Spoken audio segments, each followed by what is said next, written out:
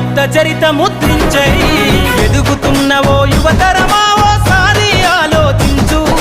కనుల ముందు గదిలే జెండాలను ఒక్కసారి గమనించు